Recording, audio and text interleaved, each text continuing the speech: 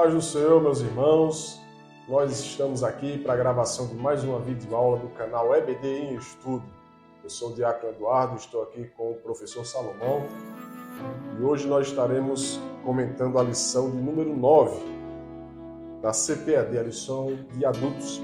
E a lição de número 9 traz o título Gog e Magog, um dia de juízo. O texto áureo está em Apocalipse, capítulo 20, versículo 8, e diz: E sairá enganar as nações que estão sobre os quatro cantos da terra, Gog e Magog, cujo número é como a areia do mar, para as ajuntar em batalha. Verdade prática diz: a palavra profética anuncia que antes da restauração espiritual de Israel, virão Gog e o seu bando para invadir a Terra Santa, mas eles serão derrotados. Então, entre o textual e a verdade prática, a gente vai comentar sobre isso na lição e vamos ver que são ambos os textos falam sobre Gog e Magog, mas são situações diferentes. O texto bíblico vai estar em Ezequiel, no capítulo 38, do 1 ao 6, e no capítulo 39, do 1 ao 10. Você que é professor, que é aluno, estará fazendo essa leitura em sala de aula. E nessa lição, como tantas as outras que já passaram, nós temos alguns objetivos a ser concretizados nessas lições. E o primeiro vai ser identificar Gog, quem foi Gog. Vamos no segundo identificar quem foi Magog. E no terceiro vamos explicar o contexto escatológico dessa profecia. E na introdução o comentarista vai dizer: a profecia cumprida na antiguidade bíblica tem revelado a ala cética a argumentar que a profecia foi escrita depois do fato acontecido. Com relação às profecias messiânicas, não há como defender esse pensamento. Nessa lição veremos as profecias de Ezequiel que tratam de eventos que ainda não ocorreram com Israel, muito mais agora com Israel no centro do noticiário mundial. Eles não podem dizer que o profeta escreveu a profecia depois dos fatos. A gente vai ver tudo isso aqui nessa lição, tendo em vista que a profecia do profeta Ezequiel foi escrita, inclusive a gente vê a escrita foi feita no hebraico. Tudo isso vai mostrar o contexto histórico do tempo em que essa profecia foi dita pelo profeta Ezequiel. Amém. A paz do Senhor, que Deus te abençoe com muitas bênçãos dos céus. Vamos entrar no nosso primeiro tópico da lição, que tem como tema sobre a identidade dos povos invasores. Primeira parte. O autor vai falar que essas profecias envolvem muitos nomes e alguns deles até parecem enigmáticos, certo? E o nosso desafio, o desafio dos professores, é identificar quem são hoje os povos que Ezequiel menciona na antiguidade. Temos esse desafio a identificar. O primeiro ponto do primeiro tópico tem como tema os invasores, está subordinado ao capítulo 38 de Ezequiel, versículo 6, e o capítulo 39, versículo 2. Diz assim o autor da lição: as profecias deixa claro que essa invasão será para o fim dos anos. Está lá no 38, versículo 8. No fim dos dias, no 38, 16, e depois da restauração do Estado de Israel. No versículo 38, versículo 38, capítulo, e o versículo 12. Isso significa que será antes da grande tribulação, ou talvez logo no início dela. Portanto, não é a mesma batalha do Armagedon, como foi dito aqui para o nosso professor Eduardo. É bem diferente essa batalha, não é a mesma batalha, certo? Outra informação importante é que os povos de coalizão do príncipe ou comandante, chamado de Gog, são da Banda do Norte, certo? E o outro grupo é no norte da África, como etíopes e os Put, certo? Então, são esses povos de colisão que vai contra o povo de Israel, contra o povo de Deus. E no capítulo 39 descreve a derrota de Gog e os seus confederados, os que apoiam eles. Já mostra a derrota, irmão Eduardo. Amém. No segundo subtópico nós vamos compreender a profecia. O discurso de Ezequiel deixa claro que a mensagem não é para a sua geração, mas para quando Deus fizer regressar o seu povo da diáspora de todas as nações da terra. A gente vai ver essas diásporas acontecerem no momento em que o povo de Israel é invadido, né, após o cativeiro da Síria, logo depois o povo de Judá com o cativeiro da Babilônia, em 70 depois de Cristo, com a destruição de Jerusalém pelo imperador Adriano. Então todos esses eventos ocorreram diásporas, onde o povo fugia da sua terra e iam para outras nações, né? E a profecia diz que o povo retornará à sua terra, à nação de Israel. Como a profecia é para um tempo ainda distante, esses oráculos divinos foram vazados na linguagem da época do destinatário original. É necessário, pois, identificar esses povos no contexto em que vivia o profeta e procurar identificá-los nos tempos atuais, quando possível. Isso tornará a profecia compreensível e mais vívida em nossos dias. Amém. O terceiro ponto do primeiro tópico vai explicar só o nome Gog, o significado do nome Gog, como aparece, certo? As primeiras vezes que aparece. E o autor da lição ele fala aqui que fora da profecia de Ezequiel só aparece 2 vezes. A primeira vez na escritura é um descendente de Rubens, sem qualquer vínculo com a profecia. Não tem vínculo, certo? Na segunda, é na revolta de Satanás contra Deus e o seu povo depois do milênio, em Apocalipse capítulo 20, versículo 8. Olha só. E como outro acontecimento, certo? Na enciclopédia judaica, identifica Gog como o rei Gizem, também conhecido como Gog, na Lídia, região na Anatolia, na atual Turquia asiática. Mas, assim, essa interpretação, na maioria dos expositores do Antigo Testamento e na arqueologia,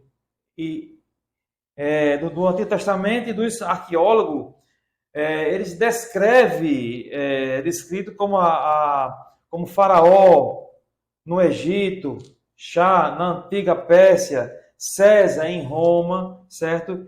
E não o nome pessoal de alguém, quer dizer, é descrito, como indica, um título, não um nome, para que não haja essa confusão. A gente acha que é um nome, mas sim um título de uma pessoa, certo? O nome Gog.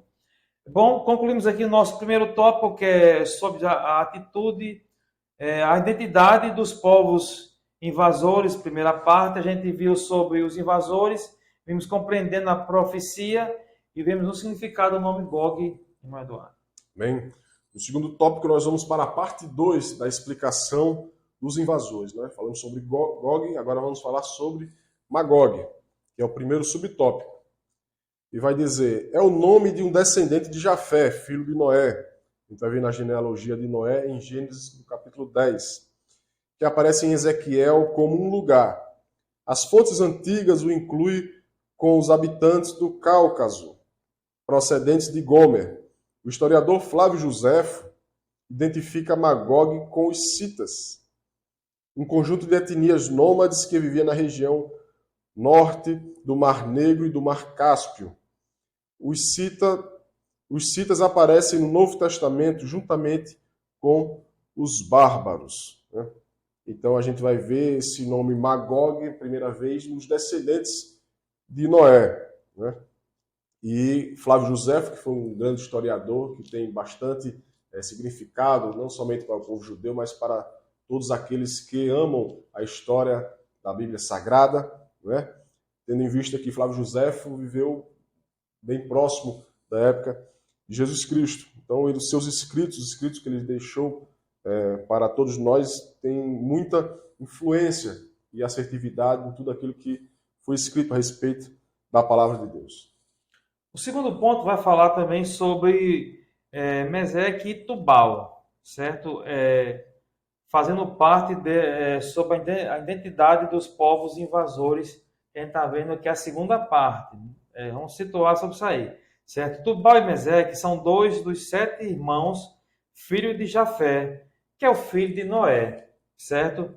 E os filhos de Jafé são Gomer, Magog e Madai e Javã, Tubal e Meseque e Tiras.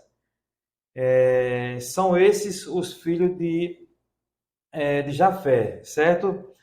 Ele diz aqui que nessa coalizão aparece mais um das famílias de Jafé, Torgana, filho de Gomer, certo? E Gomer é o primeiro da lista dos filhos de Jafé. Ele é identificado desde a antiguidade com o povo do Cáucaso, certo? São pessoas, são tribos, são regiões e povos que são identificados como os invasores, que era a segunda parte. E a gente viu aqui sobre Meseque e Tubal. Bem, e o terceiro subtópico vai falar a coalizão de Gog, que cita Ezequiel 38, versículo 5, que vai dizer: persas, etíopes e os de Put com eles, todos com escudos e capacete.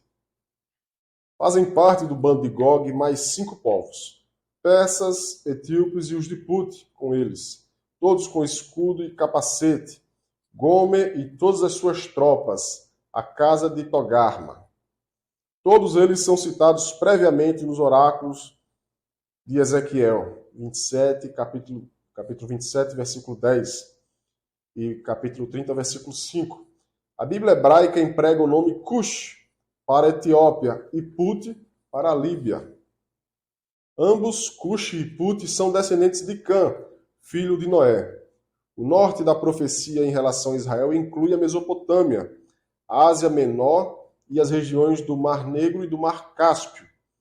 Os persas são os atuais iranianos. A Pérsia teve o nome mudado para Irã em 1935. Né? Então a gente vê aí, trazendo para os dias atuais, essas nações, né, que são citadas nessa profecia de Ezequiel. E abrindo aí uma grande atenção para a Pérsia, né, que hoje, atualmente, é o Irã. Então, faz pouco tempo que o seu nome foi alterado. Né? Amém. Concluindo nosso segundo tópico da lição, vamos adentrar no nosso terceiro tópico para concluirmos a lição, sobre o contexto escatológico. Quando se refere ao contexto escatológico, está se referindo a escatologia ensina sobre o final de todas as coisas, o final, o fim, certo? O futuro. Quando se estuda escatologia, aponta para o futuro, estudar o que vai acontecer, certo? Então, diz assim a lição: a interpretação popular, que considera a Rússia como Gog, ganhou muito espaço durante o período da Guerra Fria, que era a visão deles, seria Gog, seria a Rússia. Ganhou muito espaço nesse período. Mas o primeiro ponto do terceiro tópico tem como tema Gog e Magog. A mensagem contra Gog, terra de Magog, príncipe-chefe de Meseque e de Tubal. Está lá em Ezequiel 38, versículo 2 e o 39, versículo 1, fala muito bem sobre isso. Em muitas passagens mais difíceis na Escritura, muitos acreditam tratar-se de uma expressão genérica para identificar o futuro inimigo de Israel. Certo? Quer dizer, genérica é uma cópia, não é original, entendeu? Eles acreditam que seja isso aí, tá certo? O rei Gizem da Lídia, por exemplo, seria a figura do futuro inimigo de Israel que comandaria os seus confederados. Então, eles apontam aqui para o rei Gizem, certo? Que seria o líder que iria comandar a colisão contra o povo de Israel. Mas tem um detalhe, olha só. Segundo o Talmud, a literatura religiosa muito antiga dos judeus, certo? Gog e Magog são dois nomes paralelos de uma mesma nação, certo? Então, vocês estão vendo que cada possibilidade dessa, cada ponto de vista que as pessoas, que os estudiosos veem, não é prego batido ou cabeça virada, não. São suposições que a Bíblia não afirma categoricamente, certo? Não afirma. Uma coisa a Bíblia afirma, e é categórica em avisar e nos mostrar. é que esses inimigos de Israel serão derrotados. Aí a Bíblia afirma, irmão Eduardo. Amém. Segundo subtópico, como a Rússia aparece nesse contexto? A profecia afirma que Gog é príncipe e chefe de Meseque e de Tubal. Ezequiel 38. A palavra chefe em hebraico é Rosh, que de significado amplo, que quer dizer cabeça, chefe, pico, monte, parte superior. Curiosamente, a Septuaginta, que é a tradução do Antigo Testamento para o grego, traduziu o termo como substantivo próprio, Arcontarros, príncipe de Ros. Isso é mantido na versão bíblica, tradução brasileira e em algumas versões inglesas. Foi a semelhança de sons Rosh, Rússia, que levou muitos estudiosos a identificarem Rosh como a Rússia, Mesec como Moscou, atual capital da Rússia, e Togarma como Tobolsk, uma cidade também da Rússia, uma cidade também russa, da Rússia. Então, a Rússia entra em todo esse contexto aí, né, de aproximações de sons, né, das palavras contidas na profecia e, né, com os sons do próprio país da Rússia e algumas cidades como Moscou e Tobolsk. Amém. Vamos entrar no nosso terceiro ponto, do terceiro tópico da lição, que diz assim, a origem da interpretação. Vai ver sobre a origem de todos esses pensamentos, de toda a interpretação. Esse pensamento não vem dos pentecostais e nem se trata de uma ideia oriunda dos dispensacionalistas, como equivocadamente dizem os críticos. Não vem deles, certo? Essa interpretação vem de longe, desde Gesenius, em 1787 a 1842, famoso orientalista alemão, vem bem de longe isso aí, certo? Em seu léxico hebraico, o Rosh, de Ezequiel 38:2, são os russos. Depois da Guerra Fria, o assunto foi ficando num esquecimento. Depois da Guerra Fria, o assunto ficou enterrado. Mas com a guerra da Ucrânia em 2022, certo? A relação entre Rússia e o Ocidente estava voltado ao cenário mundial, que era antes da queda do Muro de Berlim em 1989. Então isso já veio à tona, já veio aparecendo, certo? E esses acontecimentos levantou o alerta sobre a profecia que já estaria se concretizando. Mas, como a gente já falou, não é ainda, a Bíblia não afirma categoricamente que seria isso. Mas a origem dessa interpretação, ela veio de longe, não é dos dias de hoje, certo? Bom, concluindo nosso terceiro tópico da lição, que é sobre o contexto escatológico, sobre o que vai acontecer no futuro. A gente viu sobre, primeiro ponto, Gog e Magog, vimos como a Rússia aparece nesse contexto, certo? E vimos também a origem da interpretação, irmão Eduardo. Bem, colocando mais um ponto aqui que eu não comentei, né, que fala sobre a região, né, dessa profecia, que inclui a Mesopotâmia, a Ásia Menor e as regiões do Mar Negro e do Mar Cáspio, né? E a gente vai ver que a Rússia, nos dias atuais, ela faz parte dessa região do Mar Cáspio. Né? O Mar Cáspio pega uma região da Rússia. Né? Então, mais uma vez, né, colaborando para que a Rússia entre no contexto profético de Ezequiel. E para concluir, é importante saber que a invasão de Gog e o seu bando à terra de Israel é distinta da batalha do Armagedon, pois o ataque de Gog será após a restauração de Israel, antes ou logo depois de começar a grande tribulação, ao passo que o Armagedon se dará no final desse período. Cabe também ressaltar que essa invasão não é a mesma rebelião de Gog e Magog, que a gente vê em Apocalipse 20, versículo 8, pois a profecia empresta de Ezequiel esses nomes. Amém? Então, é um estudo sobre Gog e Magog, né? É um tema que traz bastante dúvida e a maioria dos leitores encontram dúvidas quando leem, mesmo pelo motivo de que não tem muito o que se falar sobre Gog e Magog. Somente um estudo bem apurado, né? Como o do nosso comentarista Ezequias Soares, para que a gente possa ter uma compreensão melhor do que vem a ser realmente Gog e Magog. Bem? Amém. Que Deus te abençoe com muitas bênçãos dos céus. Antes de concluirmos essa gravação, eu te peço que você se inscreva no canal, deixe o like e comente a lição. Cada vez que você deixa um joinha, o YouTube ele entende que é um conteúdo relevante e assim ele vai passando para outras pessoas. E assim o Evangelho de Deus ele é proclamado aos quatro cantos da terra e Deus vem buscar a sua igreja. Eu espero que você esteja pronto para encontrar com o Rei. Te agradeço por tudo. Que Deus te abençoe com muitas bênçãos dos céus. Deus abençoe a todos. Amém.